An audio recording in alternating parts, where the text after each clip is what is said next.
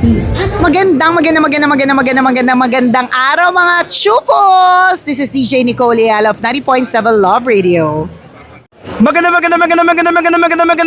araw mga chupol. Siyempre ako naman ang kumikinang ulo, Diego Bandido. Let's go!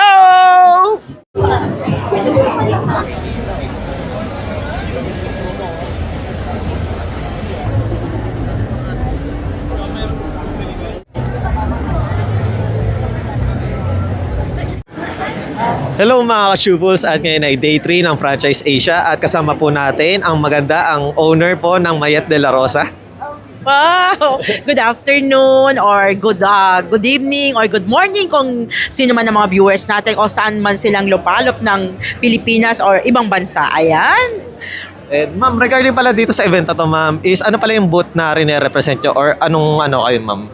So, bali, ang Mayet de la Rosa po ay nagpa-franchise na ng jewelry. Ayan. So, open na po ang Mayet de la Rosa sa gusto pong mag-franchise ng jewelry. Ayan. Oo. So, actually, ka-open pa lang namin kasi nagpa-member muna kami sa Frankfurt para magkaroon ng mga franchise. Okay. And ma'am, is this your first time po ba na sumali po sa Franchise Asia po? Yes, this is our first time now. And ang ganda, ang daming kliyente. And ma'am, syempre kayo ay sa mga jewelry ma'am. Is ano naman po yung hina-highlight nyo? Mga earrings po ba? Necklace? Ano po ba ma'am? Naku po, sa Mayet de la Rosa, lahat hina-highlight natin. So meron tayong mga golds, diamonds, and meron na rin po tayong mga gold bars. Ayan. So kung gusto nyo pong investment, meron tayo. Gusto nyo daily use, meron din tayo. Gusto nyo investment lang na alas, pang gamit lang na alas, pang regalong alas, lahat po yan nasa Mayet de la Rosa. Okay. And ma'am, Mayet, regarding po pala sa pag-franchise ma'am, is magkano pala yung minimum or parang capital ma'am na kailangan po nilang ibayad ma'am? Okay. Down payment. So actually, ang franchise lang natin talaga is inaabot lang ng 600, yung franchise fee lang. Pero since jewelry ito, and then kailangan may inventory sila, medyo kailangan naming upuan. Pero kaya-kaya. Basta kailangan lang naming upuan para i-describe sa kanila. Pero ang franchise na ino-offer namin, all in. Magbibigay lang sila, mag-uusap kami sa price, and then meron kaming package. Kami na ang gagawa ng store, kasama na yung mga gamit, lahat. I-endorse na lang namin sa kanila and magtitinda na lang sila ng alas. So, ganyan ka-generous ang Mayet de la Rosa. Okay? And ma'am, regarding po pala sa inyong kasi last day na po itong Franchise Asia ma'am, is ano pala yung mga upcoming events na nakaline up po sa inyo this year po? Okay, nako, actually po, meron pong, ang Mayet po ay magse-celebrate ng 20th anniversary this coming June 6, mga madam.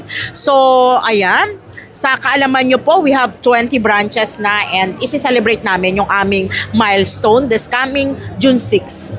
Okay, so kita-kits po tayo sa mga branches and meron po tayong mga special discount and freebies.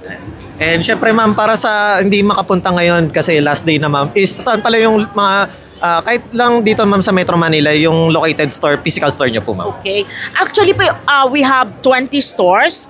Pwede nyo pong i-check sa aming Facebook page. Nandun po naka-indicate lahat. And then yung address po nandun. Pero kung gusto nyo po makausap si Miss Mayet de la Rosa, pwede po kayong pumunta doon sa online hub kung saan ako malimit mag-stay. So 7-Eleven, San Bernardo Street, Santa Cruz, Manila.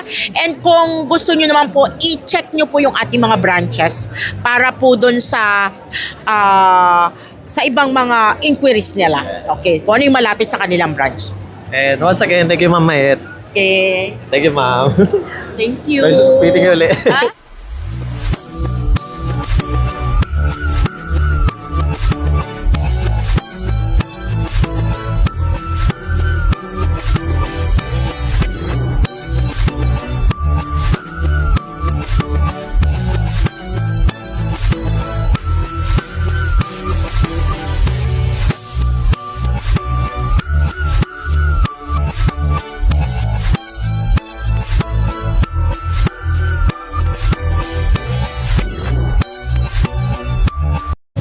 Hello mga ka-chupos! Candy Veloso here!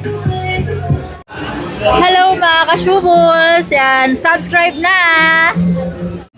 Hello mga ka-Chupos! Hello mga ka-Chupals, kumusta kayong lahat? Ito po si Ronnie Liang. Hello mga ka-Chupos! Hello sa inyo mga ka-Chupos.